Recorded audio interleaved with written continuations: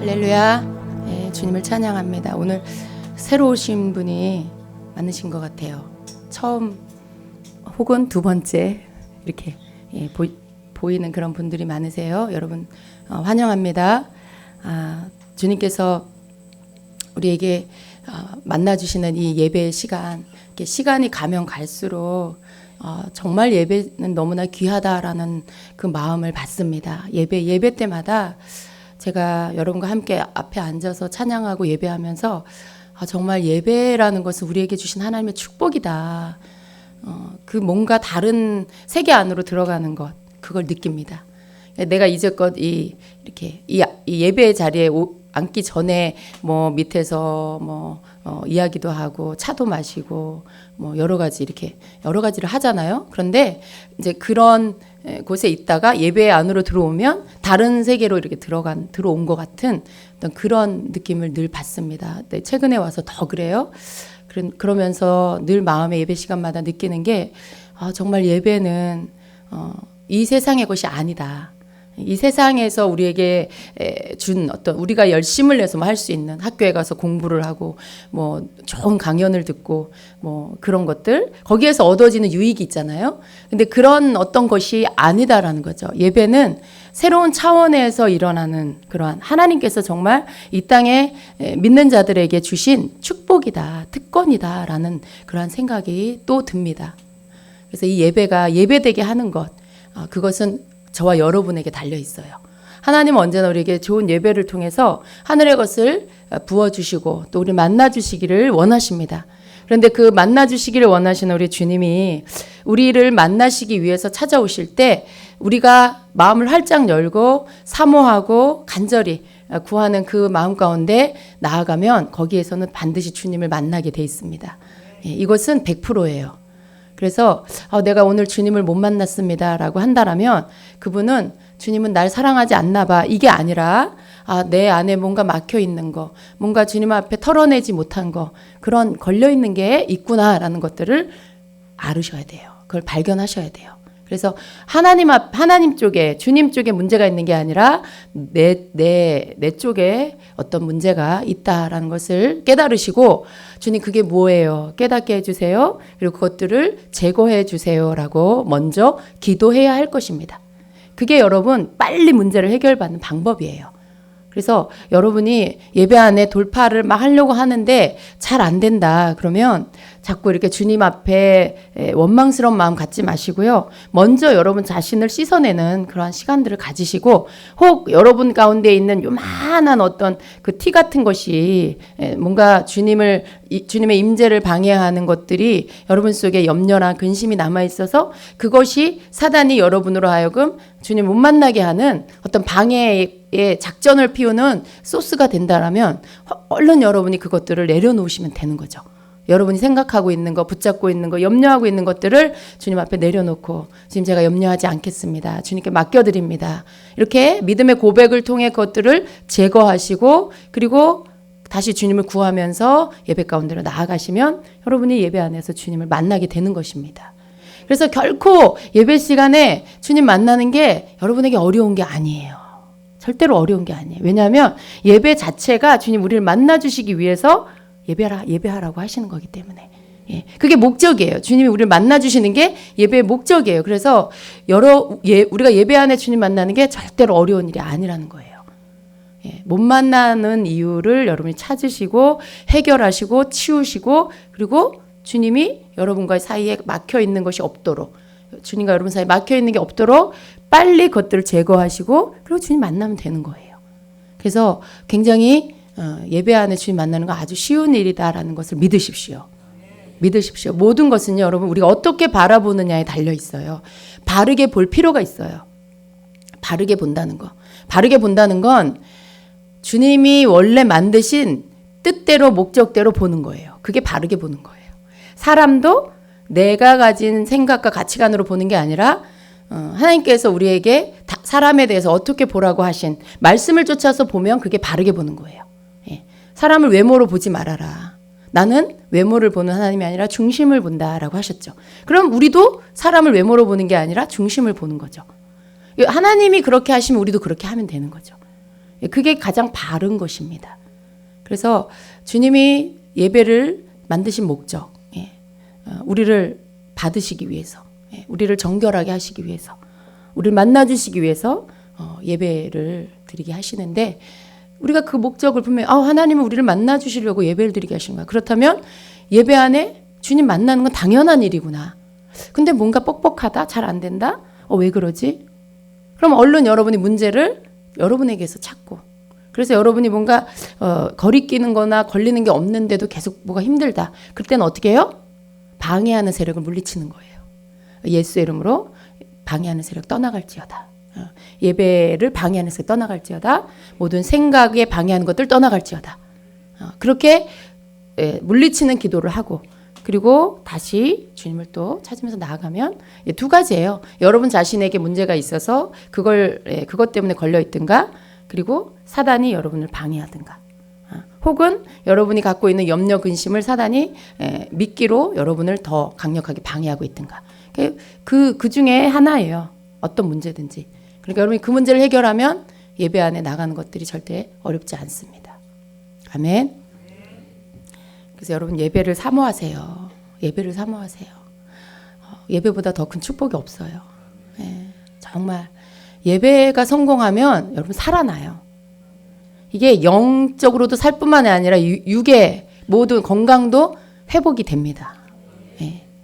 이게 살아나요. 우리 몸이라는 건 정말 이렇게 우리가 관리를 또 해야 되지만, 이렇게 어떤 무기력증, 이런 피곤함, 알 수 없는 피곤함, 진짜 피곤해서 피곤한 게 아니라 그냥 계속 그냥 눌리는 어떤 것들, 그리고 계속 질병에 깊이가 더 깊어진다거나, 여러 가지 이런 육체적인 병들도요.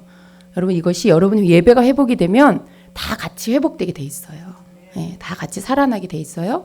그래서 예배가 회복이 되면 여러분의 삶의 모든 부분에 생명이 들어간다는 걸 믿으십시오.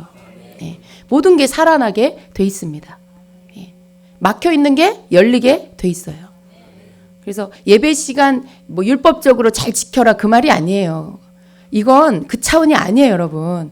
예배를 우리가 사모한다는 건 그런 모든 차원의 더 높은 차원입니다. 그냥 단순히 예배 참석하는 거 그거 아니에요, 여러분. 예배는 하나님께서 받으시는 예배가 있고 안 받으시는 예배가 있어요. 근데 내 몸은 여기 와 있는데 마음은 딴 곳에 가 있다. 그런 예배는 주님이 안 받으세요. 내가 여기 와 있는데 계속 딴짓한다, 예배 시간에. 그럼 안 받으시는 예배죠. 내 마음이 안 싫어졌는데 어떻게 하나님이 그걸 받으시겠어요? 내 중심이 싫어지지 않았는데 하나님은 어떻게 그걸 받으시겠어요? 그러니까 하나님은 우리의 중심이 드려진 예배를 받으세요. 내 마음의 중심이 주님 앞에 드려져서 그럴 때 주님이 받으세요. 우리가 하나님 앞에 드리는 모든 게 그래요. 마음은 없는데 그냥 형식으로 한다. 마음이 없는 헌금 안 받으세요. 마음이 없는 예배 시간 지키는 거 안 받으세요, 주님이. 그래서 모든 것을 하나님께 드리는 모든 것은 우리의 중심을 드려야 돼요. 왜냐하면 하나님이 외모를 안 보시고 중심을 보는 것처럼 우리가 하나님께 드리는 모든 것도요, 우리 중심이 드려진 것을 받으신다는 거죠. 그래서 우리가 헛된 예배를 드리면 안 돼요. 헛된 예배를 드리면 안 돼요. 그래서 여러분이 예배 가운데 이런 어떤 정말 내가 오늘 하나님 앞에 드리는 예배가 하나님 앞에 상달되는 예배가 되기 위해서 내가 준비하고 기도하고 마음을 주님 앞에 쏟고, 또 헌금을 준비하더라도 여러분의 마음을 실어서 준비해서 드리고, 이런 모든 것 하나하나가 다 마음을 실어서 해야 그것이 하나님 앞에 상달이 됩니다. 여러분이 예배를 통해서 모든 부분이 살아나기를 축복합니다. 예배를 성공하면 모든 걸 성공할 수 있어요. 예배 가운데 여러분이 주님과의 관계가 회복되면 세상에서 여러분 인정받는 자가 됩니다. 세상에서 칭찬받는 자가 됩니다. 하나님이 우리를 높이시면 세상 그 누구도 그 사람을 끌어내릴 수 없는 거예요. 하나님이 우리를 인정하시면 세상 사람들이 우리를 인정하게 돼 있는 거죠. 왜냐하면 만왕의 왕이신 분이 우리를 여러분을 인정하는데 누가 여러분을 무시할 수 있어요? 그렇게 할 수가 없는 거예요. 대통령이 어떤 사람을 인정해서 세우면 그 사람이 세움을 받는 거잖아요. 하물며 한나라의 대통령이 인정하는 사람도 그런데 만왕의 왕 만주의 주께서 인정하는 그 사람을 누가 그 사람을 끌어낼 수 있겠어요? 마땅히 세상도 그를 인정하게 되는 거죠. 그래서 여러분이 주님과의 관계가 회복되고 예배가 회복되고 주님 앞에서 여러분 자신이 드려져서 하나님 앞에 인정되어지면 그럼 여러분 삶의 모든 그 막혀있는 문들이 다 열어지고 회복이 될 수밖에 없어요. 이건 빛이 그냥 침투에 들어가 버리는 거예요. 예배를 통해서 여러분에게 임한 주님의 빛이 여러분 삶의 모든 영역에 그냥 비쳐 들어가 버리는 거예요. 닫힌 문들을 열어 제껴 버리는 거예요. 그래서 그냥 다 생명이 다 들어가는 거죠. 살아나는 거죠. 여러분 이전에 예배를 어떻게 드렸는지 모르겠어요. 물론 여기 오신 분들은 예배를 소중히 여기시니까 이렇게까지 오셨겠죠. 그런데 우리가 예전에 보면 예배를 그냥 이렇게 가서 예배 시간 지키는 것에 의미를 두고 이렇게 신앙생활 하시는 그런 성도들이 많이 있었어요. 그런데 이제 바뀌셔야 됩니다. 우리의 모든 생각이요, 실제적인 것으로 바뀌어야 돼요. 하나님 앞에 형식이, 물론 우리가 형식을 완전히 무시해서는 안 돼요. 형식이라는 건 우리의 실제를 담는 그릇이죠. 우리가 예배를 드리는데, 뭐 중심만 드리면 됐지. 그래서 맨날 집에서 그냥 혼자 인터넷으로 예배를 드린다. 그건 뭔가 잘못된 거예요. 우리가 형식이 완전히 무시되는 게 아니라 하나님이 만드신 법 안에서 하나님이 만드신 형식도 굉장히 중요해요. 교회 공동체, 하나님께서 성도, 교회를 모으시고 이렇게 세우시고 주의 종을 세우시고 또 성도를 이렇게 불러 모으셔서 함께 공동체를 이루게 하시고 그곳에서 함께 예배드리게 하시고 말씀을 듣고 성장하게 하시고 훈련받게 하시고 이거 다 하나님이 내신 법이잖아요. 예수님이 부활하신 이후에 교회 공동체가 생겼죠. 이게 여러분 이게 다 하나님이 내신 법이에요. 이게 형식같이 보이지만 우리의 중심을 담기 위한 그릇인 거죠. 근데 이것조차 다 무시하는 건 잘못된 거예요. 혼자 예배드리고 그냥 인터넷으로 말씀 이렇게 한 편 들으면 그거 예배드렸다고 생각하고 그거 아니라는 거죠. 그래서 하나님이 내신 법 안에서 우리가 하나님이 이렇게 만들어 놓으신 형식도 중요하게 생각하고 그러나 그 형식은 그릇이다. 그 중심의 내용물은 바로 우리의 중심이다. 우리의 마음 중심이다라는 것들을 이게 중요하잖아요. 물이 있는데 물이 되게 중요해. 근데 물을 담는 컵이 없다면 이 물을 어디다 담아요? 그죠? 다 쏟아져 버릴 수밖에 없잖아요. 이 물을 담는 그릇도 되게 중요한 거예요. 이 그릇이 있어야 물이 깨끗하게 담겨서 제 역할을 할 수 있는 것처럼 굉장히 이 두 가지 내용물도 중요하고 형식도 되게 중요하다는 걸 여러분이 인식하시기를 바랍니다. 그래서 좀 이렇게 어떤 그 자칫 우리가 너무 자유하다 보면 하나님 앞에 방종할 수가 있어요. 자유롭게 신앙생활한다. 요즘 교회 다 썩었어. 그냥 나 혼자 예배 드리는 게 제일 좋아. 그리고 집에서 막 그냥 예배 자기 마음대로 드리는. 아니에요, 여러분. 그거 하나님 앞에 그거 아니에요. 잘못된 거예요. 주의 종 밑에서 이렇게 바르게 가르치는 주의 종 밑에서 성도의 직분을 가지고 또 그 가운데 성도의 교제와 함께 그렇게 서로 훈련받고 서로 세워주면서 그렇게 서가는 성도가 돼야 합니다. 아멘. 아멘. 자, 오늘은요 제 16강입니다. 우리가 지금 그 은사적인 기름 부음에 대해서 배우고 있는데요. 오늘은 영분별의 은사 혹은 영분별의 기름 부음에 대해서 우리가 함께 같이 좀 살펴보겠습니다. 여러분 영들 분별함의 은사 사모하세요? 여러분 모두에게 있어야 돼요. 이 은사는. 성도라면 모두에게 이 은사가 있어야 합니다. 그런데 이 영분별의 은사가 영들 분별함이나 영분별 다 같은 말인데 이 은사가 여러분 어떤 은사인지 알아야 또 여러분이 사모하고 또 구하고 또 여러분에게 이런 은사가 나타나고 있는지 없는지를 알아야 알 수가 있겠죠. 영분별의 은사가 뭔지 잘 모르면 주님 영분별의 은사를 주세요 막 기도했는데 영분별의 은사를 주셨어요. 여러분에게 영분별의 은사가 임했는데도 그 은사가 어떤 건지 잘 모르면 은사를 받았는지 못 받았는지 받았는데도 또 여전히 영분별의 은사를 주세요 막 이러고 또 구할 수도 있고요. 그렇잖아요. 여러분이 우선은 은사를 사모하기 전에 그 은사가 무엇인지 어떻게 나타나지는 것인지 어디에 쓰는 것인지 뭐 이런 것들을 좀 알아야 됩니다. 그래야 여러분이 주님이 이렇게 성령님이 여러분에게 은사를 나타나게 하실 때 야 내가 너한테 이미 줬어. 내가 너한테 주님 얼마나 답답하시겠어요. 줬는데도 계속 구하고 있으면 너는 도대체 알고 구하는 거니 모르고 구하는 거니 라고 하시지 않겠어요? 그러니까 우리가 이렇게 알고 구하고 받고 또 그것들 제대로 사용하는 그런 지혜로운 자가 되어야 되겠습니다. 그래서 여러분 이렇게 어렴풋이는 아실 거예요. 영분별의 은사가 어떤 것인지. 그렇지만 이렇게 좀 분명하게 아셔서 여러분이 영분별의 은사를 분명하게 알면 실제로 분별을 더 잘할 수가 있어요. 아, 이런 것들을 분별하는 거구나라고 하면 여러분이 더 분별을 잘 할 수가 있게 됩니다. 그래서 이것은 또 어떤 면에서 보면 우리가 하나님의 음성 듣기라는 것들을 배울 때 하나님의 음성을 분별하는 방법에 뭐 몇 가지를 배웠잖아요. 그런데 그 가운데 어떤 음성의 출처, 뭐 어떤 영적인 것들, 환상이나 음성이나 이런 것들을 보게 됐을 때 그 부분들에 대한 출처에 대해서 우리가 배웠는데 거기에 그 출처가 세 가지가 있었죠. 하나님께로부터 온 것과 그다음에 사단에게로부터 온 것과 그다음 내 생각에서부터 나온 것.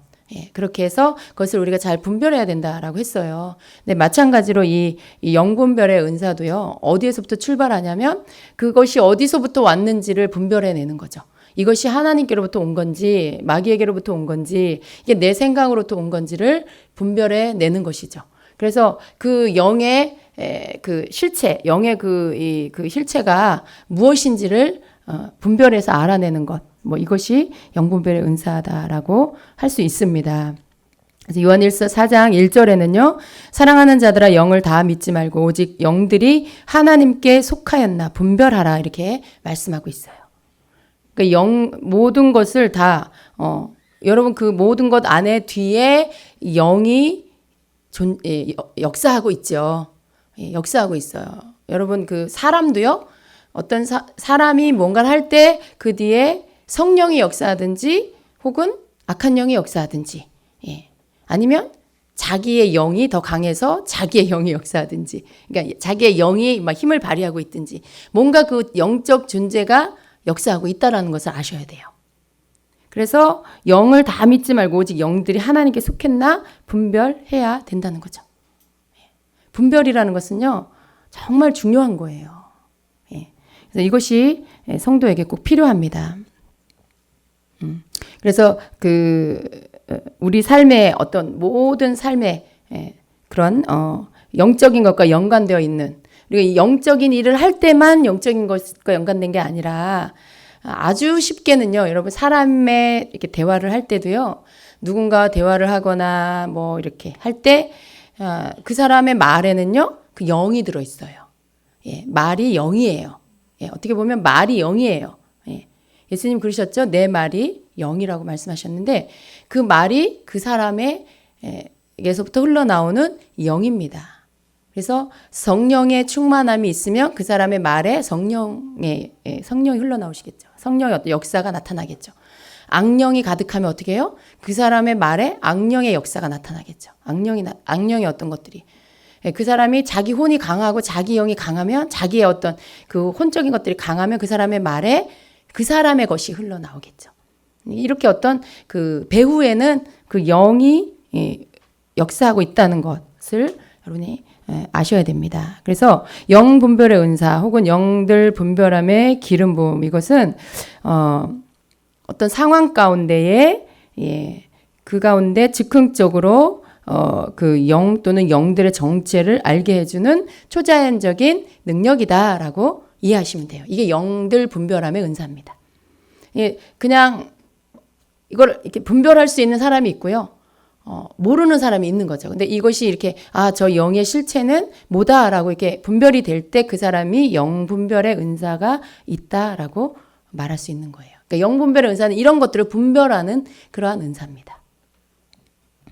좀 여러분 그런 거 되시는 분이 계세요? 귀신이 나타나서 막 발작을 일으키고 저거 귀신의 역사다. 그거는 영분별 은사 없어도 다 알잖아요. 그냥 보기만 해도 다 알 수 있는 거잖아요. 굳이 뭐 분별을 따로 할 필요는 없는 거니까. 근데 이제 그렇게 막 나타나지 않아도 뭔가 이렇게 말이라든가 행동이라든가 그런 걸 봐도 분별이 이렇게 된다.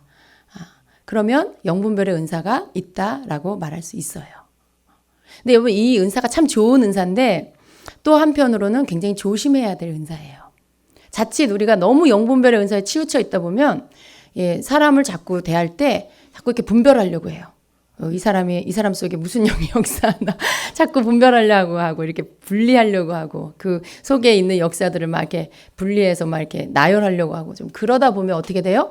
관계에 사랑이 흘러가는 게 아니라 예, 사람에 대해서 굉장히 이렇게 뭔가 이렇게 주님이 원하는 좋은 성령 안에서의 교제가 아니라 예리하게 막 냉정하게 냉철하게 이 사람 속엔 지금 교만의 영이 역사하고 있구나, 탐심이 있구나 뭐 이러면서 막 그 속에 있는 어둠을 막 자꾸만 뽑아내려고 하는 그런 잘못을 할 수 있어요. 네, 우리가 이제 기본적으로는 사람을 항상 이렇게 사랑으로 대해야 된다는 거. 분별은 언제 필요하냐면 실제로 이제 그 속에서 역사하는 영이 여러분을 힘들게 한다거나 여러분에게 뭔가 영향을 주려고 한다거나 아니면 어떤 공동체나 소그룹 모임 안에서 안 좋은 영향을 끼친다거나 할 때 그걸 분별을 해야 되죠.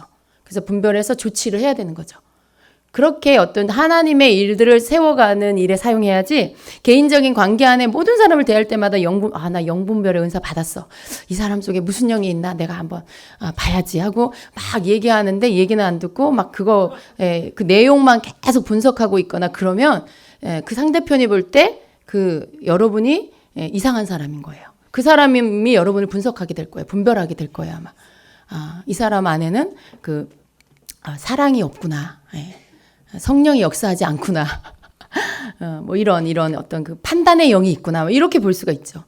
그러니까 분별하려다 되려 분별받을 수가 있으니까 우리가 이제 이 은사를 잘 써야 돼요.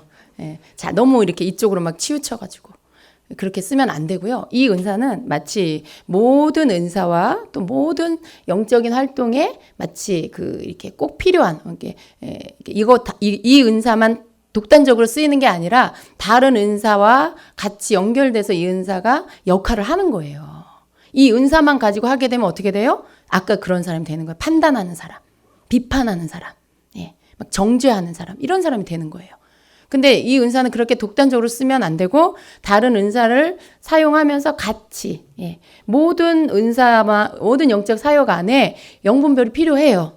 그리고 또 여러분이 뭐 말씀을 들을 때거나 이런 모임을 가질 때거나 이게 그냥 여러분이 분별을 하려고 해서가 아니라 분별의 은사가 있으면 저절로 분별이 되는 거죠. 그렇게 해서 이렇게 자연적으로 나타나지게 하는 그런 은사로 써야 돼요. 유익을 주기 위해서 사용하는 은사가 돼야 돼요. 다른 은사를 쓸 때 같이 쓰는 은사가 돼야 돼요. 예를 들어 예언을 한다라고 할 때 또 혹은 치유를 한다라고 할 때 그 속에 역사하는 그 사람의 영, 그 안에 역사하는 어둠의 영이 뭐가 있는지가 사역을 하다 보면 알아질 수가 있겠죠. 자연스럽게 은사가 있는 분들은 사역 안에 이 은사가 꼭 필요하기 때문에 대부분은 영분별의 은사가 함께 있어요. 그래서 자연스럽게 알아져서 그것들을 끊어내고 이렇게 파쇄시키고 그런 사역을 함께 하는 거죠. 그렇게 악한 영에 대해서 묻고 그것들을 파쇄시키고 대적하는 것이 분별이 되기 때문에 하는 거예요. 그 가운데 역사하는 영이 뭔지를 알아졌기 때문에. 그렇게 같이 쓰는 그런 은사입니다. 그래서 이제 우리가 이 영분별이라는 이 말의 어원을 좀 먼저 보겠습니다. 영분별의 은사는 개역개정 안에는 그 영들을 분별하는 것이라고 이렇게 번역을 했어요. 우리 그 고린도전서 12장 10절에 보면 9가지 성령의 은사를 쫙 나열하고 있잖아요. 거기 보면 어떤 사람들에게는 영들 분별함을 이렇게 번역을 개역개정에 그렇게 번역을 하고 있어요. 그리고 또 NIV 성경에는 영들 사이에서 구별하는 것, 그러니까 영분별을 영들 사이에서 구별하는 것이라고 번역을 했고요. 또 공동 번역은 어느 것이 성령의 활동인지를 가려내는 힘이라고 번역을 했습니다. 뭐 조금씩 좀 이해가 되지요? 이렇게 번역한 것을 보면 영분별이 뭔지에 대해서 여러분 좀 더 구체적으로 이해가 될 것입니다. 그래서 이 영들을 분별하다라는 말은 헬라어로 그 단어 2가지의 그런 단어로 해석이 되는데요. 그 원어의 도키마조라고 하는 헬라어의 그 뜻은 시험하다라는 그런 뜻입니다.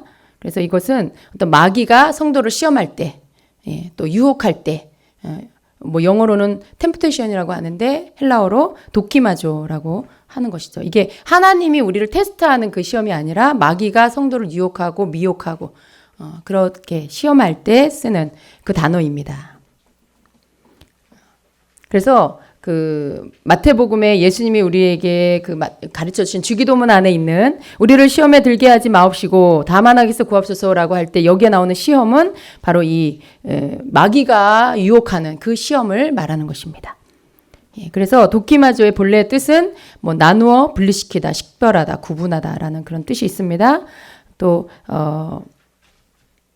요한일서 4장 1절에 보면은 영을 다 믿지 말고 오직 영들이 하나님께 속하였나 분별하라라고 이렇게 말씀하는데 여기에서 이 분별하라 이것이 또 같은 뜻입니다. 영을 분별하는 영들을 이렇게 서로 어떤 영인지 분별하는 그것을 말하는 것입니다.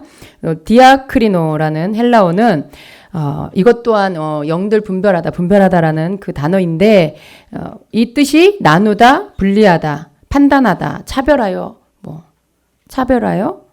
배우다, 세우다 아니에요? 뭐 이런 뜻입니다. 그래서 이런 어떤 그 원어의 뜻이 뭐 나눈다, 분리한다, 판단한다, 뭐 이런 뜻이 있어요. 그래서 이 영들 분별한다라는 이 은사는 그러니까 정리해서 말을 하면 그런 거예요. 이 영의 종류가 뭐냐라는 거죠. 이렇게 영을 이렇게 나누어서 분리시키는 것이죠. 아, 이건 악한 영이구나. 이 사람 속에 이런 영이 있구나. 이렇게 해서 나누어서 분별해서 알게 되어지는 뭐 그런 것을 말한다라고 보면 되겠습니다. 그래서 여러분 대부분 보면 이 영을 분별한다, 영들을 분별한다라고 할 때 그냥 딱 두 가지예요. 성령이냐, 악령이냐. 그죠? 성령이냐, 악령이냐. 그거를 나누는 거지 다른 건 없습니다. 그리고 당연히 우리는 성도는 다 성령일 거라고 생각하죠. 다 성령이 우리 안에 계셔서 우리가 말하고 행동하고 하는 모든 일이 다 성령이 하게 하시는 거다라고 생각할 수 있는데 꼭 그렇지는 않다라는 거예요. 왜 영들 분별함의 은사가 필요할까? 성령만 역사하시는 게 아니기 때문에 그래요. 교회를 막 10년, 20년 다녔는데도 어떤 성도, 어떤 신자를 보면 그 사람 속에 때때로 악령이 역사할 때가 있는 거죠. 많은 사람들이 그래요. 어떻게 예수님을 믿는 사람 안에 악한 영이 들어갈 수가 있냐? 어떻게 귀신이 역사할 수 있냐라고 말하죠. 근데 그럴 수가 있어요. 실제로 그렇게 나타나지는 사람들이 있습니다. 그게 여러분 이 부분에 대해서 제가 조금 설명을 드릴게요. 예를 들어 어떤 사람이 거듭나지 않고 성령 받지 못하고 그냥 살았어요. 그리고 교회도 다녔어요. 신앙생활도 했어요. 그러다가 어느 날 뜨겁게 기도하다가 성령이 임했어요.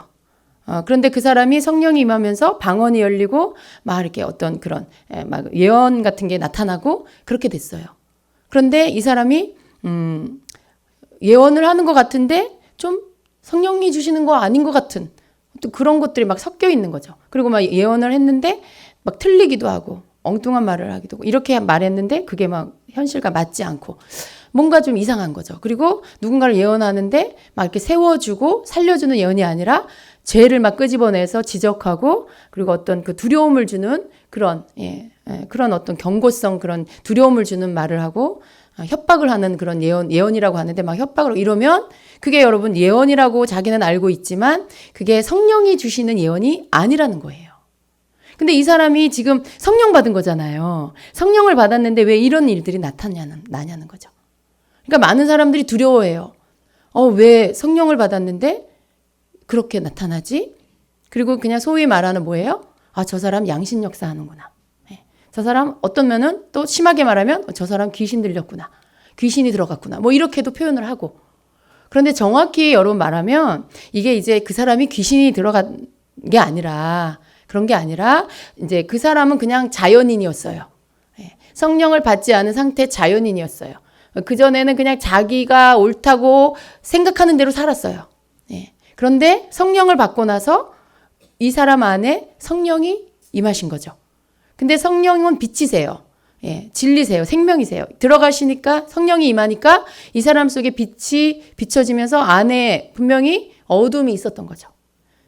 우리가 성령을 받기 전에 우리가 자연인일 때 우린 죄인이잖아요. 아직 그 안에 어떤 죄악된 것들이 막 있잖아요. 물론 성령 받고 나서도 또 우리가 죄 씻음을 받고 그런데 살면서 또 자범죄를 짓고 여전히 우리는 완벽하지 않아요. 우리가 하나님이 우리를 의롭다 칭해, 예수님 때문에 의롭다 칭해 주셨기 때문에 우리가 의로운 거지, 우리의 삶이 온전해서 그런 건 아니에요. 그죠? 우리가 생각으로도 죄를 짓고, 말로도 죄를 짓고, 행동으로도 죄를 짓고, 그런 모든 것들이 사실은 다 죄고 다 더러움입니다. 근데 성령이 임하셨을 때 이 사람 안에 들어있던 그런 더러운 것들, 어두운 것들, 그러한 것들이 이렇게 확 드러나는 거죠. 근데 바깥으로 나타나는 현상은 뭐예요? 성령의 역사도 나타나고 악한 영의 역사도 나타나는 걸로, 두 개 다 나타나는 걸로 보여지는 거죠. 그러니까 밖에서 이렇게 사람들이 볼 때 저 사람이 어느 때는 예언이 맞는데 어느 때는 이상하게 말해. 이상한 막 하나님이 기뻐하시지 않는, 저게 성령님이 하시는 게 아닌 그런 것들을 막 말해. 사람을 막 정죄하고 사람을 막 두렵게 만들어. 저건 악령이 하는 거야. 막 두 가지가 막 같이 나타나는 그런 양신 역사의 모습이 나타나는 거죠. 근데 그렇게 나타나지는 이유는 이 사람 속에 있던 그런 죄악된 불순물이, 빛이 임하면서 성령을 받으면서 그게 다 바깥으로 드러나 버리는 거예요. 그러니까 성령이 임하시면서 은사도 같이 나타나면서 그 은사 속에 이 사람 속에 있는 불순물들이 섞여 들어가서 같이 나타나지는 거죠. 이해가 되세요? 이 사람 안에 뭐 예를 들어 막 이렇게 어떤 사람에 대해서 이렇게 뭐 이렇게 정죄하거나 판단하는 걸 좋아하는 그런 성향을 많이 가지고 있었다. 그러면 더 강력하게 나타나요. 그러니까 예언이 임했는데 예언이 사람을 막 정죄하고 판단하고 막 그런 쪽으로 막 예언을 해요. 그러니까 이 사람 속에 기존에 가지고 있었던 어두움의 것들이 확 드러나 버리는 거죠. 그래서 이 사람이 귀신이 들어서 그런 게 아니라 성령이 임하니까 속에 있던 어둠이 확 드러나서, 빛 가운데 그 어둠이 드러나서 두 가지 다가 막 나타나지는 거예요. 이 분별이 만약에 없으면, 이런 어떤 영들을 분별할 수 있는 능력이 없으면, 은사에 대해서 무지하면 이러한 부분들에 있어서 여러분 처리를 못해요.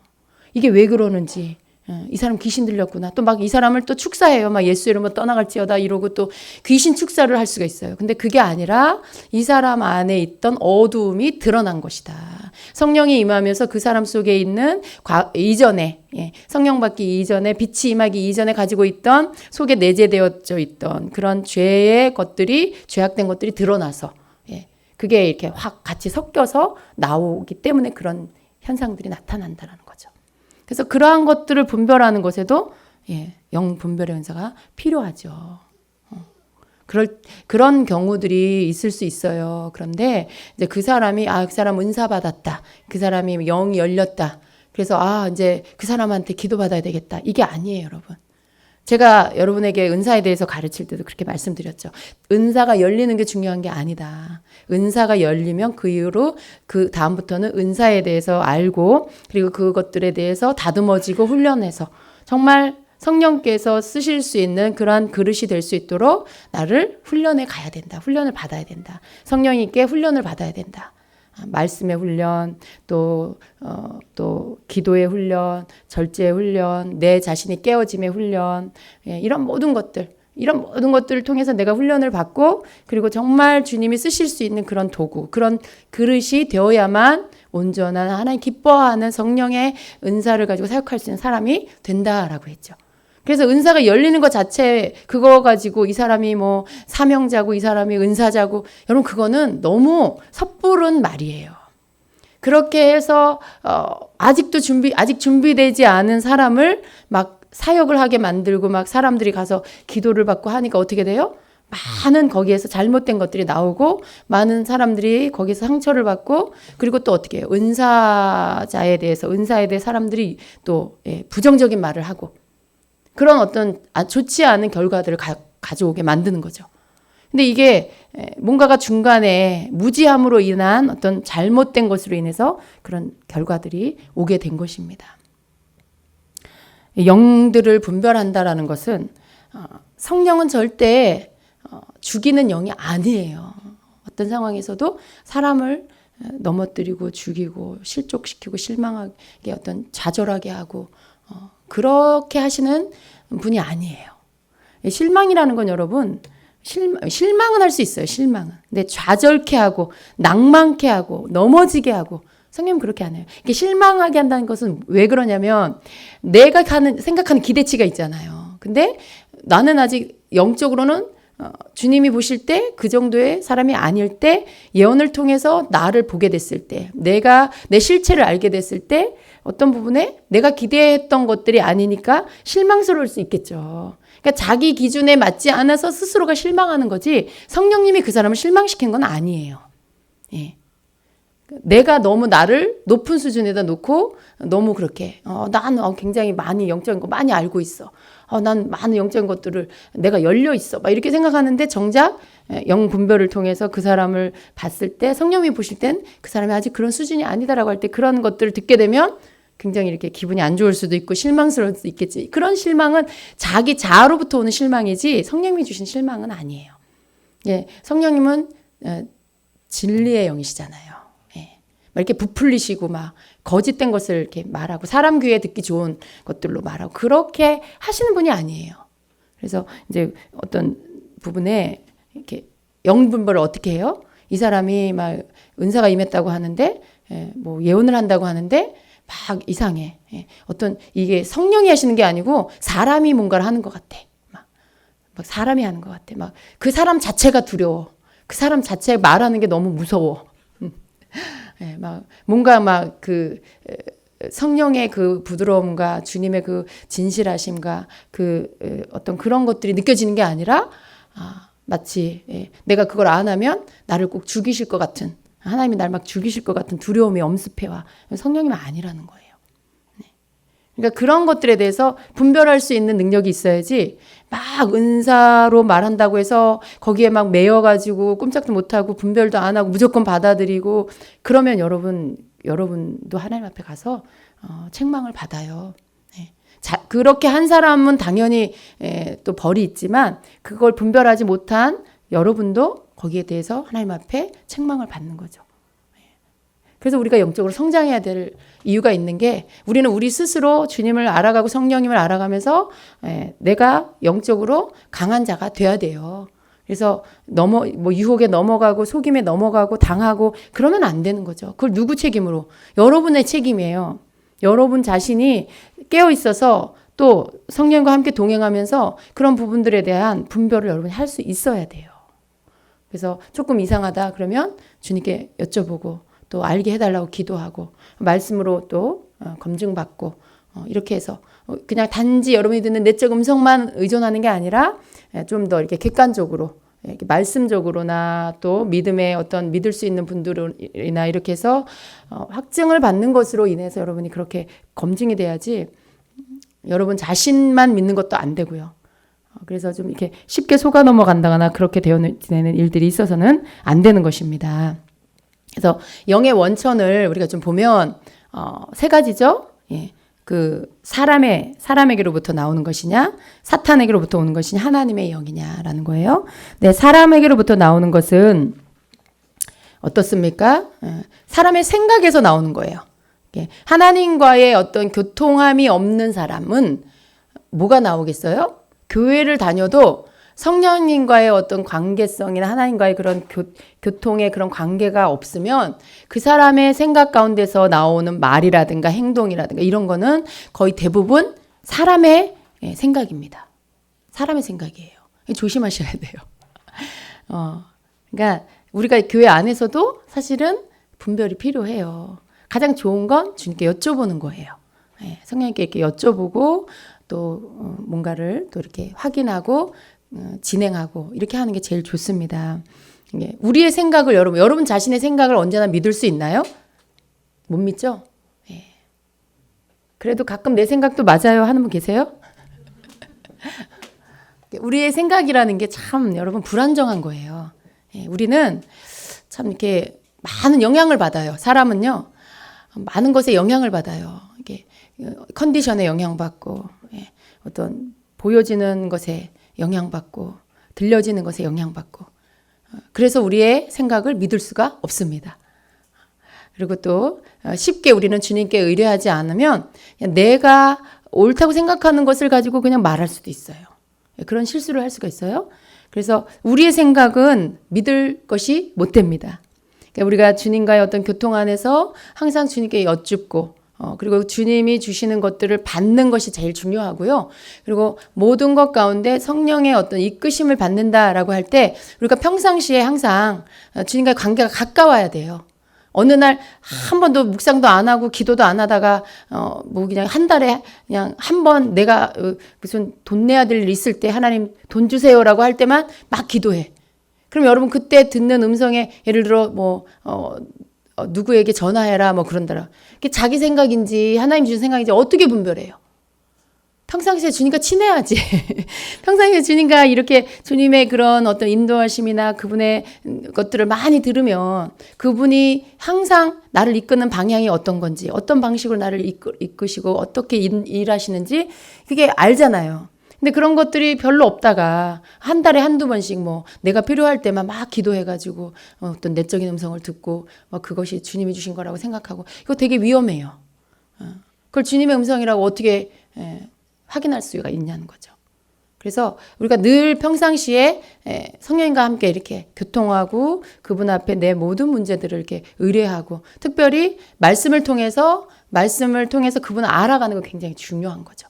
우리가 늘 주님을 말씀으로 만나지면 그리고 그 말씀을 조명해 주시는 성령님 안에서 그 말씀을 내 말씀으로 깨닫기 시작하면 이게 여러분 안에서 때마다 일마다 주님께 기도하고 의뢰하면 생각나게 하시는 게 바로 쌓여있는 그 말씀인 거죠.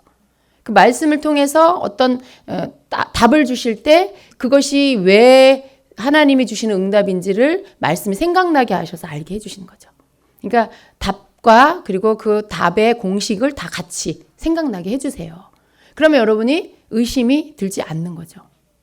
그러니까 OX로 yes, no로 받는 응답은 때로는 굉장히 불안해요. 그런데 yes라고 했을 때 주님 이게 왜 yes인지 가르쳐 주세요라고 하면 그 이유들을 주님이 또 알게 해주시는 거죠. 그러면 그것이 말씀에 위배되지 않고 또 어떤 하나님의 성품에 거슬리지 않고 이건 정말 주님이시구나라는 것들이 여러분이 확인이 된다라면 여러분이 받은 응답이 하나님께로부터 온 것이라는 것을 알 수가 있는 거죠. 근데 yes, no를 줬는데 이게 왜 주님 왜 안 되는 거예요? 혹은 하나님 이게 왜 이렇게 되는 거예요? 라고 여쭸을 때 아무런 답을 못 받는다. 그러면 여러분이 받은 응답으로는 굉장히 불안해요. 그거는. 거기에 대해서 여러분이 평상시에 이렇게 말씀 안에 거하면 여러분이 어떤 부분에 대해서 레마의 말씀과 응답이 필요할 때 기도했을 때 더 구체적인 것들을 물을 때 더 구체적인 것들을 응답해 주시는 분이에요. 그걸 왜 그렇게 해야 되는지 그게 왜 안 되는지 혹은 왜 되는지를 생각나게 해주시고 말씀으로 알게 해주시고 그러니까 음성으로 뭐 사랑하는 딸을 이렇게 안 들려도 여러분이 이렇게 통찰로 이렇게 생각나게 하고 떠오르게 해주신다는 거예요. 그렇게 해서 주님이 하시는 거라는 걸 알게 해주시죠. 그래서 좀 우리가 이렇게 좀 어떤 내 생각인지 또 성령이 주시는 것인지 이게 구분을 하려면 평상시에 주님과의 그 관계를 잘 만들어 가셔야 돼요. 잘 평상시에 좀씩 항상 이렇게 시간을 좀 내셔서 말씀을 좀 묵상하시고 또 주님과 기도하시고 그러니까 항상 여러분이 길을 걷든지 뭐 일을 하든지 또 잠을 자기 전에도 잠을 깨고 나서도 그분과 연결되어져 있는 항상 그분이 내 옆에 계신다라는 걸 인식하면서 그렇게 생각을 하고 그렇게 말을 하고 그럴 때 여러분이 항상 주님과 함께 있게 되는 거예요. 있게 되는 거예요. 그게 뭐 주님 여러분이 누군가 옆에 있고 싶은데 그 사람이 여러분을 말도 안 걸어. 아는 채도 안 해. 내가 도와줄 게 아무것도 없어. 그러면 여러분이 그 사람 옆에 있을 이유가 있을까요? 없죠. 그냥 뭐 내가 왜 여기 있지? 라고 하는 생각이 들 거예요. 그러니까 성령님도 마찬가지죠. 성령님이 우리 곁에 계시기를 원하고 우리를 돕고 우리를 이렇게 좀 이끌어 주시기를 원하는데 만약에 여러분이 성령님에 대해서 아무것도 아는 척도 안 하고 말도 안 걸고 뭘 할 때도 자기 생각으로 결정해서 다 해버리고 뭘 주님이 이게 주님 뜻 맞습니까? 묻고 기다리는 어떤 응답을 이런 시간도 안 갖고 그냥 자기가 알아서 하나에서 열까지 다 해버려. 그러면 성령님이 여러분에게 뭐 해주실 일이 없잖아요. 성령님이 생각할 때 여러분에게 그냥 나는 꽂아놓은 보리자루구나. 참 주님의 마음이 굉장히 이렇게 좀 이렇게 섭섭하실 것 같아요. 그렇잖아요. 그러면 그분이 여러분에게 오래 머무실까요? 안 그래요. 여러분이 그분을 인식하고 자꾸 성령님께 의뢰하고 그분을 이렇게 말시키고 뭔가 그분에게 여러분의 것들을 나누고 뭔가 그렇게 할 때 성령님이 여러분 곁에 계시고 안에 계시면서 계속 여러분의 것들을 들어주시고 인도해 주시고 답을 알려주시고 해야 할 것들을 말씀해 주시고 그러시는 거지. 그게 안 되는데 어떤 관계 형성이 안 되는데 어떻게 여러분을 이끌어 주실 수가 있겠어요? 어떻게 영분별이 여러분에게 있을 수가 있겠어요? 영분별의 은사 자체가 성령님께로부터 오는 건데 그분이 여러분 안에 계셔서 나타내 주시는 건데 그분에게 어떤 아무것도 의뢰하지 않고 그분에게 어떤 역할도 안 드리고 도와주세요라는 것도 안 하고 그러면 여러분이 다른 말로 하면 뭐예요? 저는 주님이 별로 필요하지 않아요 라고 말하는 거랑 똑같아요. 성령님, 저는 성령님 없이 혼자 잘 살 수 있어요 라고 말하는 거랑 똑같은 거예요. 그러면 그분이 여러분에게 뭐 때가 돼서 영들을 분별해야 하는 상황에 분별을 하게 하시고 그걸 안 하시죠. 안 하시죠. 은사는요, 성령님이 나타나는 거라고 했어요. 그죠? 성령님이 우리를 통해 나타나시는 건데 그게 성령의 은사로 이렇게 보여지는 것이 성령님이 나타나셨구나. 예언이 선포되면 지금 성령님이 일하시는구나. 그게 이제 성령이 보이지 않잖아요. 근데 은사가 나타나면 초자연적인 성령의 은사가 나타남으로 그분이 일하신다는 게 보여지는 거죠. 예. 그런데 여러분 우리가 주님과 막 이렇게 가깝고 그분을 항상 내가 의지하고 의뢰하고 내 모든 삶의 일들을 그분과 함께 의논해서 하고 그분의 뜻을 물어서 그분이 알려주시는 뜻대로 순종하고 이런 것들이 여러분 삶의 습관이 돼버리면 어떤 때에 분별을 하려고 주님 이게 뭐예요? 막 이렇게 분별을 하려고 애쓰지 않아도 분별이 그냥 된다는 거예요. 네. 왜냐하면 여러분과 성령님이 같이 하나이기 때문에 그냥 그분이 여러분을 통해 필요한 때에 나타나시는 거죠. 예. 그게 바깥으로 보면 은사인 거죠. 그래서 그런 어떤 관계성 안에서 이런 것들이 나타나지는 거지. 여러분은 맨날 이렇게 우리가 맨날 그냥 우리 생각대로만 살다가 어떤 영분별 잘 안 돼요. 이게 두 가지 중에 하나예요. 성령이 내 안에 충만하든지 성령님을 완전히 내가 의뢰하고 그분께 붙잡혀서 있든지 아니면 내가 나에게 붙잡혀 있든지 내가 나로 강해서 내 생각과 내 판단과 내 의지가 강한 사람은 누구 의지하지 않잖아요. 내가 옳다고 생각하는 대로 행하잖아요. 근데 그런 사람에게는 영분별의 은사가 잘 안 나타나요. 그 사람은 그냥 자기 주관에 옳다고 자기 소견에 옳다고 생각하는 대로 결정하고 가요. 근데 그런 어떤 자기 자아가 강하고 자기 의지가 강한 사람은 영을 분별하는 게 아니라 사람의 생각을 가지고 대화하는 걸 좋아해요. 자기 막 지식을 쫙 펼친다든지 어떤 그런 자기가 가지고 있는 경험을 쫙 펼친다 이러면 뭔가가 이렇게 연결이 통해가지고 뭔가 자기하고 잘 통해가지고 그런 사람하고 막 이렇게 얘기를 막 논쟁을 하고 변론을 하고 막 이런 거 그런 거 좋아해요. 근데 여러분 거기 안에는 성령이 역사하지 않아요.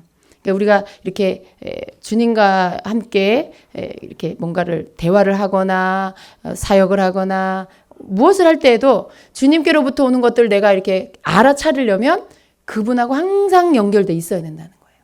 여러분이 안에서는 항상 그분을 인식하고 주님께 묻고 그리고 주님이 주시는 것들을 받으려고 하고 이런 것들이 여러분이 되어 있으면 영분별의 은사도 그냥 그 가운데서 나타나지는 거죠.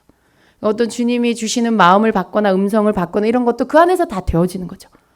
모든 은사가 여러분 그 성령님 안에 있는 거잖아요. 그러니까 내가 성령님과의 관계가 친밀하면 그 가운데 그때그때마다 필요한 것들이 나타나지는 것이죠. 그래서 영분별의 은사도 사람의 생각에서 나오는 어떤 그런 것, 이게 말을 하는데 그게 어떤 예를 들어 상담을 하는데 말을 하는데 그 사람이 자기 생각으로 말할 수도 있고 성령이 주시는 것으로 말할 수도 있고 또한 사탄이 주는 것도 말할 수 있잖아요.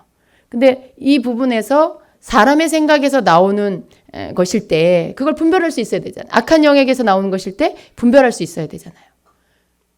근데 성령님이 주시는 것으로 이렇게 말하게 되는 방법은 그분을 의뢰하고 의지하고 그분에게로부터 답을 구할 때 성령님이 주시는 것들로 우리가 받아서 이렇게 할 수가 있는 것입니다. 내가 할 때도 그렇고 내가 받을 때도 그렇고 다 똑같습니다. 그리고 사탄에게로부터 나오는 그러한 어떤 영의 출처는요. 사단은 우리의 마음을 이렇게 사로잡아 자기가 하고자 하는 바를 하려고 하는 것이죠. 베드로가 예수님이 십자가에 돌아가시기 전에 제자들에게 당신이 어떻게 죽을 건지를 말씀해 주셨어요. 그때 베드로가 예수님을 막 말렸죠. 주님 안 됩니다. 막 그래서 말렸어요. 그리 마옵소서. 이 일이 결코 주에게 미치지 아니하리이다. 막 이렇게 막 간곡하게 말렸어요. 여러분 그 베드로가 한 그 행동을 보면 이 베드로가 참 예수님을 사랑한 건 분명히 맞아요. 그리고 이 베드로의 성품 자체가 굉장히 이렇게 열정적이고 또 다혈질적이고 막 급한 이런 성격들. 그리고 뭔가 본인 안에서 막 이렇게 붙잡고 싶은 그 열정 안에서 막 이렇게 막 물불을 가리지 않고 나아가고 막 이런 성격이 있는 거죠. 근데 자기가 사랑하는 예수님이 내가 십자가에서 죽을 거다라고 하니까 주님 안 됩니다라고 하는 거죠. 절대로 그러면 안 됩니다. 막 그런 일이 주님께 있으면 안 됩니다라고 말리는 거죠. 근데 이것이 여러분 이게 성령이 주시는 건지 사람이 주는 건지 악한 영이 주는 건지 어떻게 구분을 하겠어요. 겉으로 보기에는 예수님 보실 때 옆에 제자들이 볼 때 베드로는 진짜 예수님 사랑하는구나. 정말 예수님을 끔찍히 생각하는구나. 이렇게 볼 수가 있겠죠. 근데 예수님은 아주 정확하게 사탄아 내 뒤로 물러가라. 너는 나를 넘어지게 하는 자로다. 그 수제자 베드로에게 사탄이라고 지금 말하고 있는 거예요.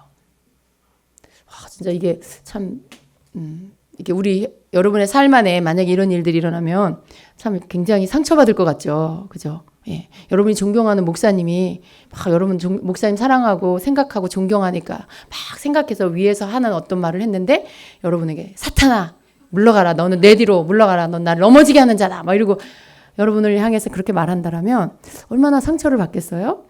근데 예수님은 아주 정확하게 그 말을 하는 것이 베드로인지 사단인지 딱 분별을 하신 거죠. 그러니까 어떤 하나님의 일을, 하나님의 뜻을 이루기 위해서 사명의 길로 이렇게 하나님의 뜻 가운데 가고 계시는데 그걸 막아설 때, 하나님의 뜻을 거스르기 위해서 막아설 때 그건 사단이 하는 거라는 거죠. 예. 거기 안에 뭐가 결탁됐어요? 인간의 연민이 거기에 딱 결탁이 된 거예요.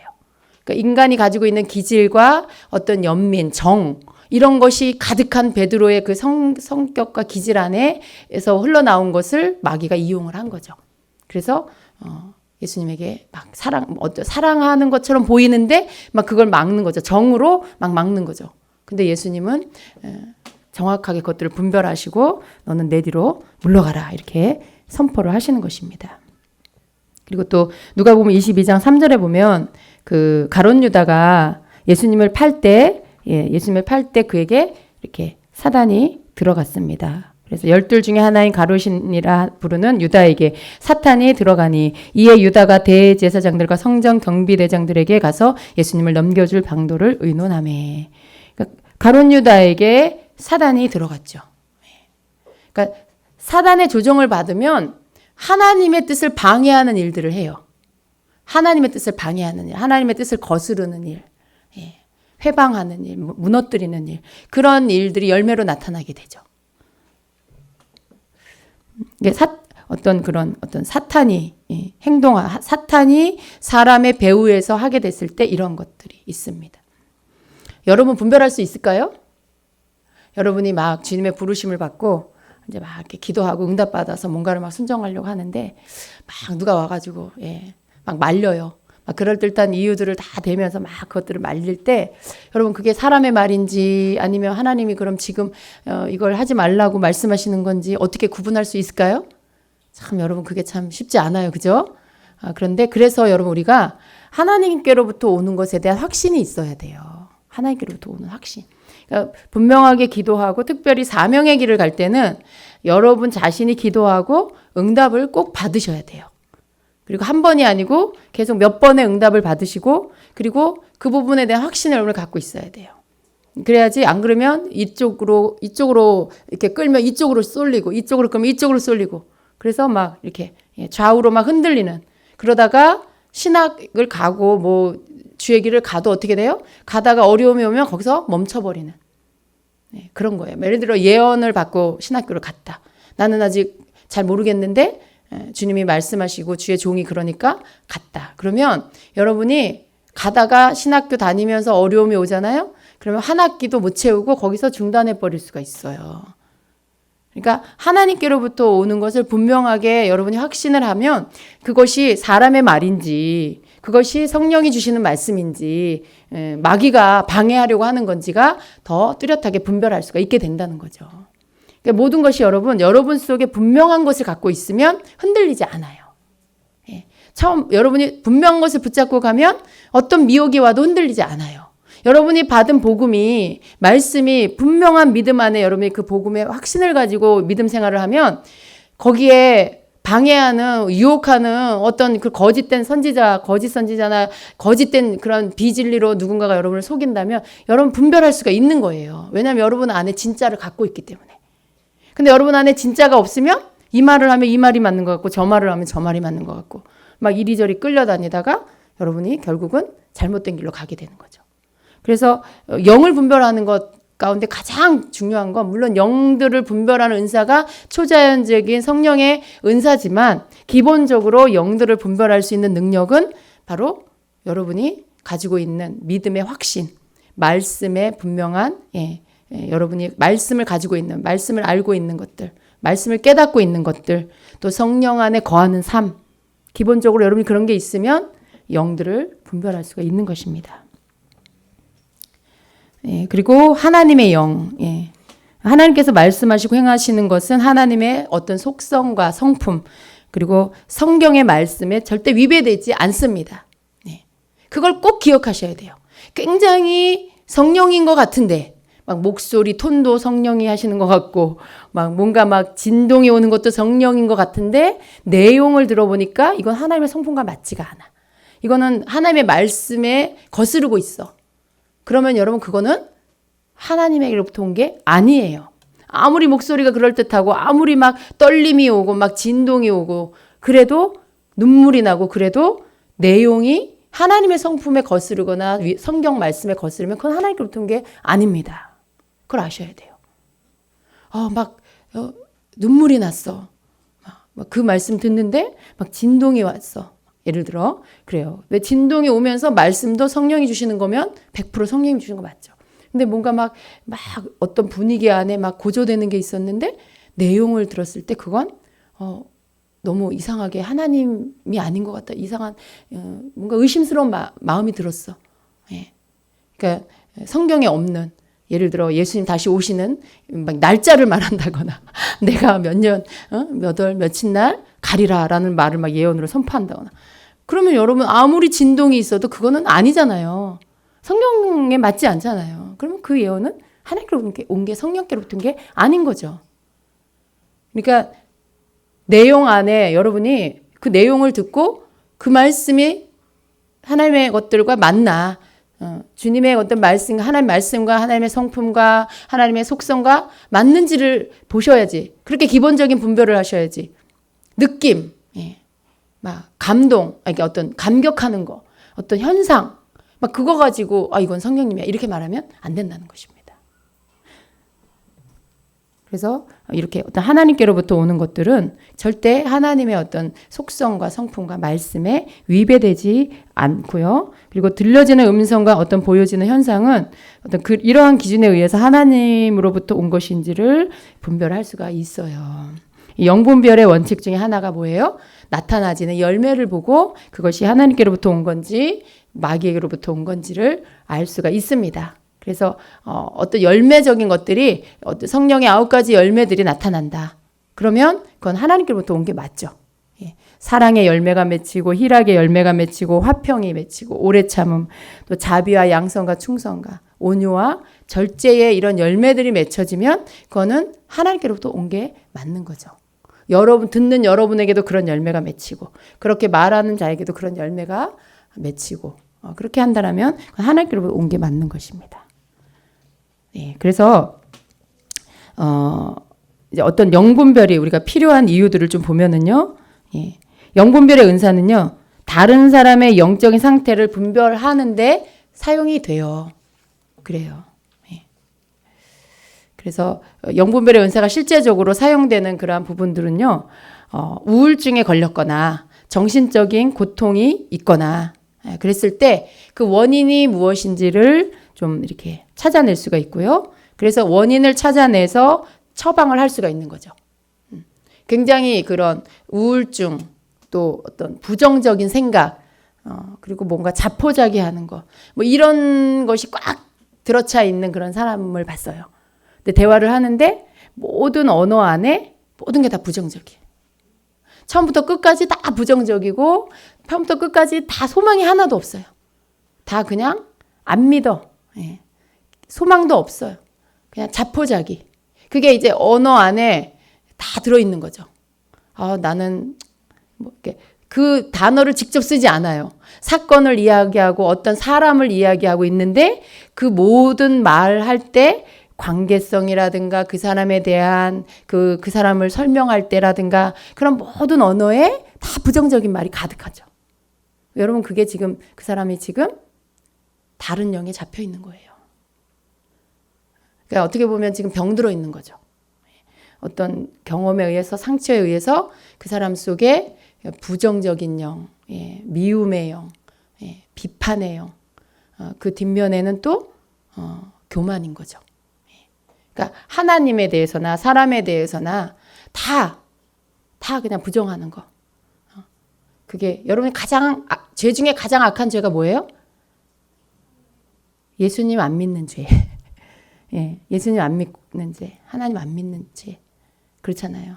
길이 없잖아요. 그런 사람은. 근데 그런 것들을 자기는 그냥 아무 생각 없이 그냥 이렇게 막 말하고. 근데 그거는 잡혀 있는 거예요. 악한 영에게. 그러니까 그런 부분들을 분별하면 지금 그 사람은 어떻게 해요? 여러분 이게 우리가 참 영을 분별하면 이 사람 속에 그런 영이 있구나. 부정적인 영, 비판의 영이 있구나. 불신앙의 영이 있구나. 그럼 그 다음 어떻게 해야 돼요? 갑자기 일어나서 예수 이름으로 떠나갔지 않아? 막 그래요? 그 사람이 다시는 돌아오지 않을 거예요. 아마 나가가지고 절대 교회 안으로 다시 돌아오지 않을 거예요. 우리가 영분별의 은사를 어떻게 쓰는 거냐면 분명히 그 영은 분별해야 돼요. 그 속에 있는 영들을 분별을 해야 돼요. 그러나 분별을 하고 그 다음에 우리가 해야 할 건 뭐냐면 파악을 하는 거죠. 이 사람 속에 이런 영이 있구나. 그러면 성령님께 지혜를 구하면서 그 사람이 마음을 닫아 있는 마음을 또 부정적으로 막혀 있는 것들을 열고 조금씩 다른 방향으로 볼 수 있는 것들을 들을 수 있도록 지혜를 구하고 지혜의 언어를 구해서 대화를 이렇게 하면서 조금씩. 그런 경우는 한 번에 안 되거든요. 오랜 시간이 걸리고 여러 이렇게 대화와 어떤 시간을 통해서 그 사람이 조금씩 바뀔 수 있거든요. 기도를 통해서. 그러니까 그렇게 어떤 순차적으로 해야지 영들을 분별했다고 일어나서 바로 축사를 하고 막 그렇게 하면 중요한 건 그 사람 영을 살리는 게 중요한 거잖아요.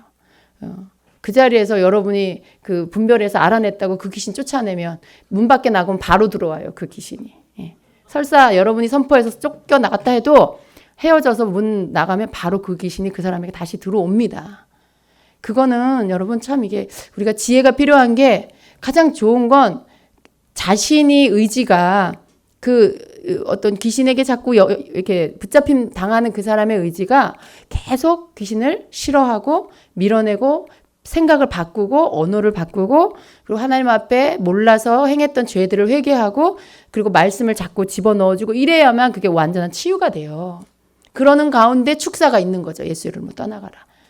그런 것들이 같이 있어야지 그냥 축사만 한다고 해결되는 게 아니에요. 그래서 축사 사역 가운데 힘든 게 뭐냐면 쫓아는 내요. 근데 다시 들어와요. 나갔다가 다시 들어오고 나갔다가 다시 들어오고. 그러면 어떻게 해요? 사역자만 힘이 빠지는 거죠. 그러니까 그런 방법이 아니라 이렇게 정말 지혜롭게 여러 가지들을 다 하면서 전인격적으로 회복이 되도록 하는 게 필요합니다. 그래서 사실 축사 사역은 굉장히 힘든 거예요. 진도 빠지고 굉장히 힘들어요. 저도 예전에 축사 그때는 정말 이렇게 잘 모를 때였는데 어떤 분이 귀신 들린 사람을 데리고 왔어요. 그래서 여러 사람들이 붙어서 이제 막 기도를 하는데 안 나가요. 절대 안 나가요. 막 예수 이름으로 나가라 뭐 어쩌고저쩌고 막 해도 안 나가요. 그러다가 이제 막 기도하는 가운데 성령님이 어떻게 기도해야 될지 가르쳐 주세요. 이제 막 해볼 거 다 해본 다음에 이제 더 이상 이제 할 게 없잖아요. 귀신은 아직도 안 나가고 있고. 그래서 막 아직도 다른 사람들 막 기도하고 있고 막 하는데 갑자기 이렇게 마음에 성령님 어떻게 해야 될까요? 이렇게 지혜를 구하는데 주님이 그때 이 사람의 마음의 심령의 상태를 저한테 확 알게 해주시는 거예요. 그래서 제가 이 사람 대신으로 하나님 앞에 기도를 하게 하시더라고요. 그래서 대신 이 사람 속에 있는 어떤 그 힘든 거, 상처된 거, 막 그런 것들을 기도로 막 쏟아냈어요. 근데 그 영이 듣잖아요. 그 사람이. 귀신도 듣겠죠. 근데 그 사람도 듣는 거예요. 그러니까 듣는 가운데 이 사람 마음 안에 감동이 된 거죠. 저게 내 마음인데. 지금 저분이 기도하고 있는 게 저게 내 심정인데 지금. 그러면서 뭔가 마음이 움직이기 시작했죠. 예. 그러면서 막 우는 거예요. 그 기도를 내용을 듣고 막 우는 거예요. 그러니까 1인칭으로 내가 그 사람인 양 주님 앞에 막 기도를 하는 거죠.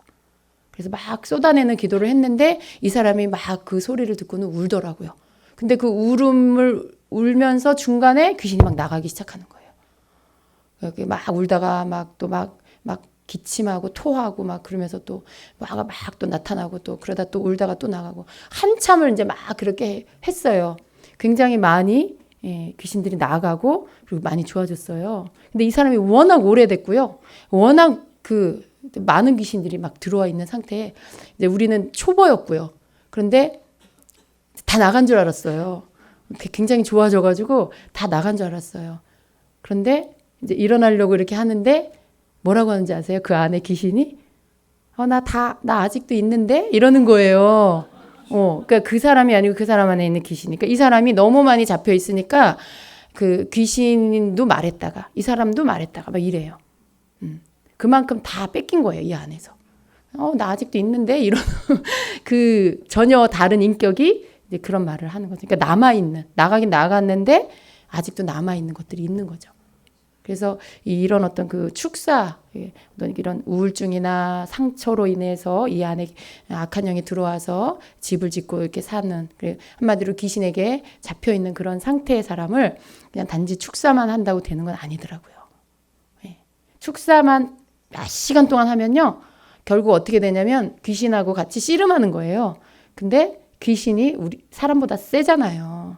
그러니까 이 예수 이름을 선포하는 것 자체도요, 이게 그냥 무조건 이게 우리가 공식으로 예수 이름을 하면 예수 이름 하면 귀신이 나가지 그러면서 그냥 하면 그게 별 효력이 없어요. 귀신도 귀신같이 알아요. 권위와 권세, 그 선포하는 사람의 어떤 그런 영적인 상태도 알고, 그리고 그 이전에 그렇게 되어서 되는 사람이 있고, 그 이전에 치유가 먼저 있어야 될 사람이 있고, 그 마음이 먼저 하나님 앞에 회개를 해야 될 사람이 있고, 그게 다양해요. 근데 그런 상태들을 어떻게 우리가 아냐는 거죠. 그걸 성령님께 물으면서 어떤 상황에 대처하는 방법들을 주님이 알게 해주셔서 그걸 가지고 할 때 하나씩 해결해 나갈 수가 있게 되는 거죠. 그래서 단지 영 분별만 한다고 해서 다 되는 게 절대 아니고요. 영 분별을 통해서 그 영을 상태를 어떻게 처리해 나갈 것인지를 성령님께 물으면서 그분이 가르쳐 주시는 것들을 받아서 해나가는 이런 방법들이 가장 좋은 것입니다.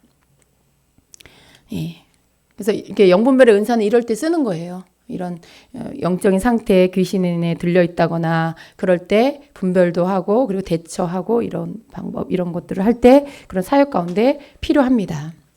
그래서 여러분이 사역자가 아니어도 혹 여러분이 가정에라든가 가까운 곳에 이런 상태의 사람이 있다면 여러분이 항상 분별을 하셔야 돼요.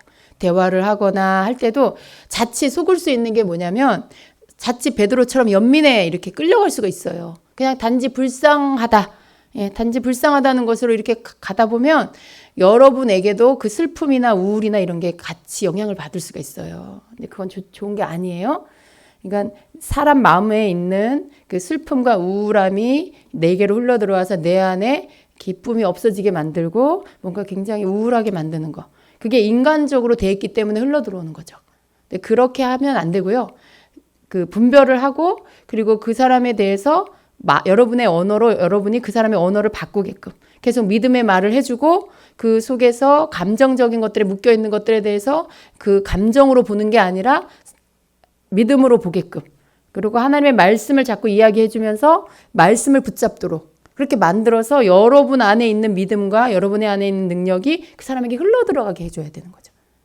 자꾸 그렇게 해야지 그 사람 얘기만 계속 듣다 보면 여러분도 이렇게 다운되는 거예요. 그게 가족이면 가족 전체 안에 그 영향력이 오고요. 예. 여러분 가까이에 그런 사람이 있으면 여러분이 자꾸 어떤 인간적인 연민과 인간적인 불쌍함으로만 대하면 여러분이 되려 당할 수가 있어요. 되려 거기에 영향받아서 여러분도 같이 깔아앉고 이렇게 될 수 있어요. 그렇게 되면 안 돼요. 그게 여러분 그 인간적인 사랑과 하나님의 사랑을 잘 구분하셔야 돼요. 분명히 그 영혼을 불쌍히 여기는 마음 우리에게 있어야 되지만 어떤 선에서 이 사람에게로부터 오는 어둠의 영향을 내가 자꾸 받는다. 그러면 여러분 지금 지고 있는 거죠. 오히려 내가 계속해서 이렇게 영향을 주어서 그 사람이 조금씩이라도 바뀌어지게끔 언어가 바뀌고 어떤 얼굴 표정이 바뀌고 생각하는 게 바뀔 수 있게 해줘야 되는 거죠. 그게 여러분이 사역을 하고 있는 것이 되는 거죠. 네, 의외로 또 이런 분들이 많이 있어요. 또 요즘 현대 사회는요, 이 우울증이라는 게 굉장히 많이 있잖아요. 이 우울증을 그냥 요즘 현대병이야 이렇게 받아들이지 마시고 항상 그 우울증의 원인을 여러분이 찾아내셔서 그것들을 이렇게 자꾸 끊어버리는 그런 부분들이 필요해요. 악한 영도 쫓아내지만 가장 중요한 건 여러분이 악한 영이 들어올 수 없는 사람이 돼버리면 돼요. 자꾸 내가 부정적인 생각하고 자꾸 내가 이렇게 환경 때문에 신세한탄하고 그러면 당연히 우울해지고요. 당연히 우울의 영이 들어와요. 감사가 끊어지면 우울의 영이 들어와요. 감사가 없어지면 자꾸 불평이 나와요. 신세한탄이 나와요. 그리고 누군가를 탓하게 돼요. 그러면 거기 안에 다 악한 영이 역사하죠. 그러니까 악한 영이 발붙일 만한 것들을 자꾸 없애셔야 돼요. 말을 고쳐야 되고 그리고 이렇게 마음의 태도를 바꿔야 돼요. 감사할 수 없어도 그냥 감사하세요. 감사할 수 없어도 하나님께 감사하고 또 뭐가 부족해도 그것에 대해서 원망하는 게 아니고 하나님이 이 시간들을 지나고 더 좋은 것을 주실 줄 우리를 먹이시고 입히신 하나님인 것을 내가 믿습니다. 아직 그것이 이루어지진 않았지만 그렇게 할 것을 기대하고 바라보고 그러다 보면요 여러분 우울, 낙심 여러분에게 못 와요. 왔다가 얘는 틈이 없네. 얘는 도대체 이 환경에 다 막혀도 얘는 하늘을 보고 사는 그런 사람이구나. 사방이 막혔는데 하늘을 바라보고 주님 감사합니다 하고 있어. 주님 오늘도 내가 살아있어서 감사합니다라고 하고 있어. 그러면 사단이 왔다가 귀신이 왔다가 어디 찌를 데가 없는 거예요. 그러면 그냥 가는 거죠. 포기하고. 어떤 상황들을 바꿀 수 있는 건 내가 바뀌면 상황이 바뀌어요. 내가 생각이 바뀌고 언어가 바뀌고 그러면 상황이 바뀌게 돼 있어요. 근데 상황이 바뀌면 내가 바뀌어야지 하면 안 바뀌어요. 우리가 원리를 알고 해야 악한 영에게 우리가 당하지 않을 수가 있는 것입니다.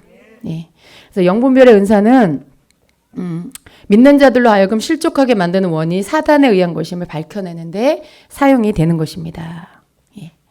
그 베드로가 예수님의 신성을 고백했을 때 너희는 나를 누구라 하느냐 예수님 물으셨죠. 그랬을 때 베드로가 주는 그리스도시요 살아계신 하나님의 아들이십니다 라고 이렇게 고백을 했어요. 그렇게 고백할 때 그 고백이 바로 하나님께로부터 온 것이라는 것을 예수님 말씀하셨죠. 마태복음 16장 17절에 예수께서 대답하여 이르시되 바요나 시몬아 내가 복이 있도다. 이를 내게 알게 하니는 혈육이 아니요 하늘에 계신 내 아버지이시다라고 말씀하셨죠. 그러니까 베드로가 신앙 고백을 했는데 그 고백이 인간적으로 한 게 아니고 하나님께서 그렇게 하게끔 하셨다라는 거예요. 여러분 우리 안에 믿음의 확신이 있으면요. 누군가가 여러분의 믿는 근거를 물으면요. 아주 베드로처럼 확신에 차서 예수님이 여러분에게 누구신지를 고백하게 돼 있어요. 근데 그게 인간적인 고백이 아니라는 거죠. 그 고백이 여러분의 믿음의 고백이고 확신의 고백이 되는 거죠. 그 확신이라는 것이 믿음에서부터 왔고 그 믿음을 주신 분이 하나님이시죠. 근데 내가 믿음의 확신이 없어. 오늘을 내가 뭘 막 잘하고 있으면 구원받은 것 같은데 뭐가 실패하고 잘 안 되고 그러면 또 구원 못 받은 것 같고, 여러분이 이렇게 좀 여러분 마음에 딱 치면 믿음의 고백, 주는 그리스도시요 살아계신 하나님의 아들입니다, 이렇게 딱 고백하고, 뭐 그걸 은사를 받아야만 고백하는 게 아니잖아요. 뭐 그거 은사 받아 믿음의 은사 막 임해야만 그 고백할 수 있어요? 그거 아니잖아요. 내가 주님 만났고 성령 받았으면 할 수 있는 고백이잖아요. 그러니까 그 고백을 딱, 그 믿음의 고백을 딱 붙잡고 항상 그 고백대로 여러분이 믿음이 실제가 되도록 살고, 그러면 여러분 누구도 여러분을 건들 수 없는 거예요. 악한 영이 여러분을 못 건드려요. 악한 영이 건드는 사람 왜 그래요? 자꾸 의심하니까. 자꾸 의심하고, 자꾸 하나님이 날 사랑하는 거를 자꾸 의심하고. 그러니까 사단이 와서 그러는 거예요. 뭐 하와한테 그런 것처럼, 너 하나님이 너 사랑한다고 믿니? 이렇게. 안 그래도 지금 의심하고 있는데 와서 하나님이 너 사랑한다고 믿니? 이렇게 묻는 거죠. 아닌 것 같아. 그럼 이제 그때부터 이제 꼬임을 당하는 거예요. 그래, 하나님은 아무나 사랑하지 않아. 그렇게 너같이 약한 사람은 하나님 사랑하지 않아. 막 이러면 막 그게 믿어지는 거죠. 왜냐하면 자기가 나약한 사람 맞으니까. 그러니까 막 마음 가운데 막 그래, 하나님 나를 안 사랑하셔. 또 이걸 또 막 마귀가 주는 말들을 막 받아들이고. 그럼 그게 바로 마귀에게 속아 넘어가는 지름길이에요. 설사 내가 마음이 좀 힘든 게 있어도 누가 와가지고 하나님이 사랑하는 거 진짜 믿어? 하나님 사랑하는 것 같아? 물으면 여러분이 더 큰 소리로 하나님 나 사랑하신 거 나 믿는다고. 하나님 날 사랑하셔서 예수님을 만나게 해줬다고. 그러면 여러분 안에 의심하고 있던 것조차도 떨쳐버려지지 않겠어요? 예, 좀 속으로 아무도 모르게 의심하고 있다가도 누군가가 여러분에게 그런 말 하면 하나님 날 사랑한다고. 막 우기세요, 여러분. 하나님 나 사랑하시죠? 하나님 나 사랑하는 거 믿어요. 누군가에게 말할 때도 하나님 날 사랑하신다고. 난 그걸 믿는다고. 내가 비록 잘하는 거 없어도 하나님 그 크신 사랑 안에 날 위해 예수님 십자가에 피 흘려 죽으시고 내가 예수님 믿을 때 하나님 날 건져주셨다고. 난 그 하나님의 사랑을 난 믿고 있다고. 여러분 그렇게 당당하게 말할 때 유혹하러 왔던 악한 영이 떠나가는 거예요. 떠나가는 거예요. 여러분 속에 의심이 생겼다고, 의심 드는 생각 속에 의심의 그 불을 지르는 악한 영이 와서 여러분을 속살거리며 그래 나는 나 같은 사람을 하나님 사랑하겠어 뭐 이러고, 그러면 여러분 마귀가 그래 넌 하나님 안 사랑해 그냥 오늘 교회 가지 마, 그냥 오늘 기도 모임에 가지 마라, 그냥 오늘은 편안하게 쉬어, 너도 좀 쉬어야 돼 뭐 이러면 그냥 그 말에 홀딱 넘어가가지고 이제 그러면 그 다음날 더 깊은 의심에 들어가고. 여러분 그게 이제는 여러분이 그 단계에 있으면 안 돼요. 이제는 다시 오실 주님을 기다리는, 적어도 신부단장하는 그러한 마지막 성도는 그 수준에 머물러 있으면 이제는 안 돼요. 딱 발로 차버리고 잠깐 딴 생각하다가도 유혹이 오면 오히려 더 정신 차리고, 너 어디서 날 속이려고 해. 내가 좀 부족하지만 하나님 그래도 날 사랑한다고 하셨어. 내가 뭘 잘해서 사랑하시는 게 아니야. 예수님 때문에, 예수님의 보혈로 날 덮으시고 날 사랑하시는 거야. 원래부터 난 죄인이었고 지금도 죄인이야. 그렇지만 내가 죄인일 때부터 하나님 날 사랑하셨어. 딱 이렇게 말씀 가지고 선포해 보세요, 여러분. 그럼 마귀가 어디에 와갖고 얼쩡거려요. 어디 와서 여러분에게 찍적거려요. 원래부터 난 죄인이었고 나 죄인일 때 나 사랑하셔서 십자가 피 흘려 죽으셨는데, 지금 적어도 여러분 그때 예수 믿지 않을 때보단 낫잖아요. 아무리 부족해도. 그죠? 여러분 지금 여러분이 약하다 그래도 그때보단 여러분 지금이 더 나은 모습이잖아요. 근데 그 못할 때도 여러분을 사랑하셔서 예수님 십자가에 죽으셨는데 지금 그때보다 조금이라도 나은 여러분을 왜 안 사랑하시겠어요? 하나님이. 왜 여러분을 안 사랑하시겠어요? 그 믿음을 선포하시라는 거예요. 그래서 나는 작지만 내 안에 계신 주님은 세상보다 크신 분이야. 다 이렇게 선포하고 일어나서 툭툭 털고 빨리 그냥 늦었으면 택시 타고 교회 오는 거예요. 와서 그 사랑 고백해 드리고, 하나님 내가 잠시라도 주님 사랑 의심한 거 회개합니다. 눈물로 고백하고, 그리고 다시 주님의 은혜 가운데 성령 충만함을 받고, 그렇게 하는 게 성도의 삶이에요. 누가 맨날 딱 서 있어요. 어떤 때는 조금 약간 이렇게 흔들릴 때도 있고, 잠시 이렇게 한 발을 이렇게 실족할 때도 있죠. 그렇지만 다시 돌아오는 거예요. 제자리로 다시 돌아오는 거예요. 그게 성도예요. 주님이 우리를 위해 피 흘려주신 그 공로가 우리로 하여금 회개의 문을 열어주셨잖아요.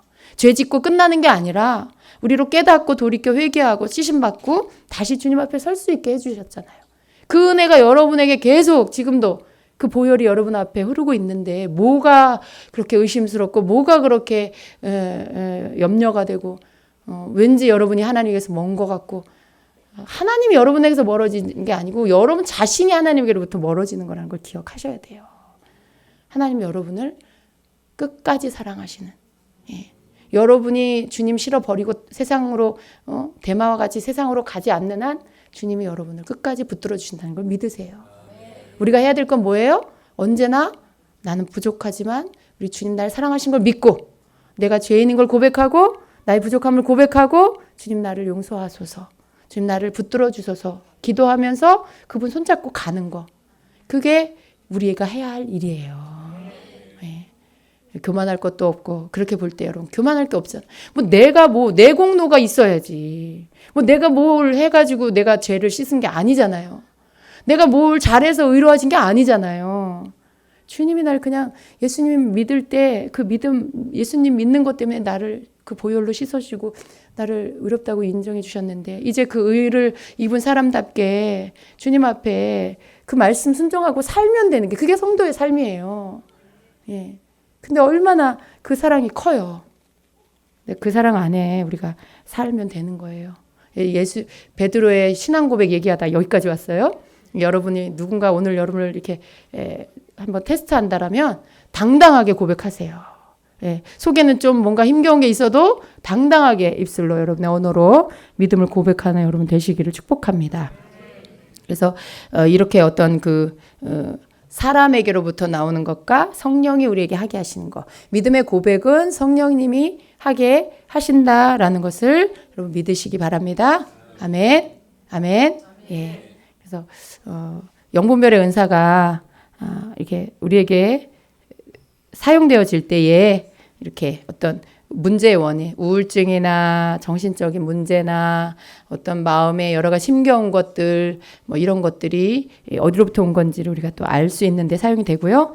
또 사단이 하게 하는 거, 사람을 실족하게 할 때 사단이 하게 하는 건지, 또 사람이 하게 하는 건지, 이런 것들을 분별하게 할 때 이것을 우리가 알 수가 있는 것입니다. 이게 영분별의 은사가 쓰여지는 그런 필요한 이유들을 지금 우리가 보고 있는데요. 뒷부분은 다음 시간에 한 번 더 하겠습니다. 다음 시간에 또 영들 분별하면서 한 번 더 하겠습니다. 기도하겠습니다.